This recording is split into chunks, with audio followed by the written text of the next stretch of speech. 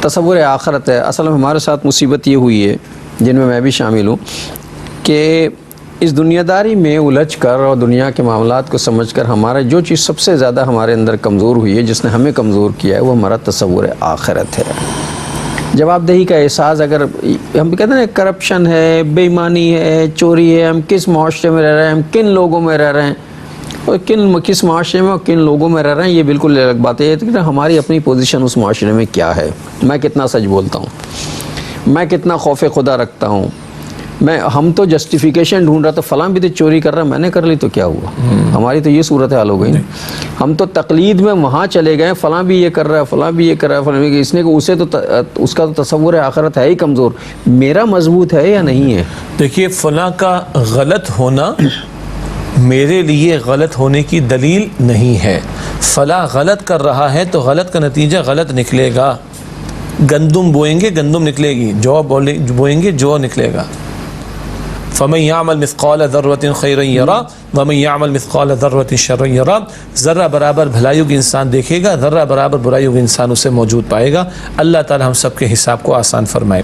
اللہ کے رسول مکرم صلی اللہ علیہ وسلم نے ارشاد فرمایا، الکیس من دانا نفسہ وعمل لما بعد الموت. عقل مند وہ جو اپنے نفس کو پہچان کر اسے قابو میں رکھے، اوقات میں رہے، ترجمانی کر رہا ہوں، اور عمل کرو زندگی کے لیے جو موت کے بعد آنے والی ہے. سارے فساد کی بنیادی وجہ بھول گئے کہ مرنے کے بعد جواب دینا ہے. حالانکہ قرآن پاک بھرا ہوا ہے. تھوڑی دیر پہلے ایک آیت تلاوت ہوئی ہے، ما یلفظ من قول الا لدیہ رقیب عتید، پچھلے پروگرام میں، کہ کوئی قول انسان منہ سے کوئی بات نہیں نکالتا مگر لکھنے والا تیار بیٹھا ہوتا ہے. قرآن پاک فرماتا ہے، سورہ یاسین، سورہ رحمان پر کلام ہو رہا ہے، سورہ یاسین کی بھی ایک آیت دے لیں، آیت نمبر 65، اليوم نختم على افواہہم وتکلمنا ایدیہم وتشہد ارجلہم بما کانوا یکسبون. آج ان کے منہ پر ہم مہر لگا دیں گے، بند کر دیں گے، ان کے ہاتھ کلام کریں گے، ان کے پیر گواہی دیں گے. سورہ حامیم السجدہ میں ہم پڑھتے ہیں آیت نمبر 20 اور 21 میں، سمعہم وابصارہم وجلودہم.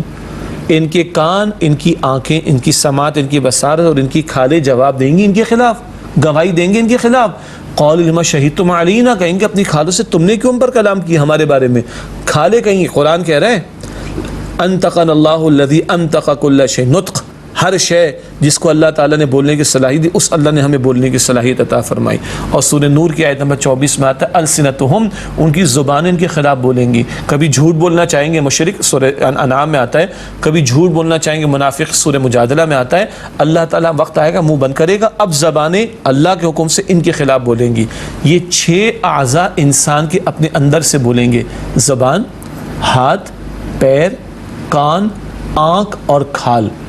ہم کہتے ہیں ہم بھائی یہ بھی ہمارا نہیں ہے، اللہ کا ہے. یہ اعضاء بندے کے خلاف بولیں گے. یہ زمین گواہی دے گی، یومئذ تحدث اخبارہا، زمین خبریں بیان کرے گی. ہاں سجدے کیے تھے، ہاں ماں باپ کے ساتھ بھلا سلوک کیا تھا، ہاں حلال کمانے کی کوشش کی تھی، ہاں کسی غریب کے سر پر ہاتھ رکھا تھا، ہاں کسی یتیم کی کفالت کی تھی، ہاں آئے تم گئے تھے خیر کے کاموں کے لیے، یہ چل کر گئے تھے نمازیں ادا کرنے کو. زمین گواہی دے گی. اور اسی زمین پر اگر شراب پی تھی، جوا کھیلا تھا، گردن کسی کی اتاری تھی، مال کسی کا ہڑپ کیا تھا، ظلم کسی پر کیا تھا، زیادتی کسی کے ساتھ کی تھی، حق تلفی کسی کے ساتھ کی تھی، یومئذ تحدث اخبارہا، یہ زمین اپنی خبریں کھول کر بیان کر دے گی.